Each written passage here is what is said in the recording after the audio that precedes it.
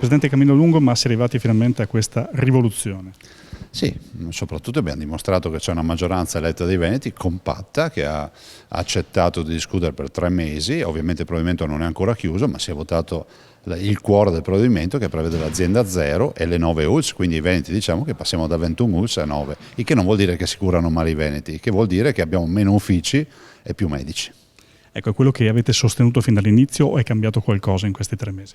No, non è proprio cambiato nulla, nel senso che ci possono essere stati degli aggiustamenti migliorativi, come accade sempre, no? 2 teste fanno più di una, 3 fanno più di 2 e così via. Però il succo è sempre quello, la riduzione drastica delle 2 ULSS, avevamo parlato di 7 ULSS, invece sono 9, ma erano prima 21.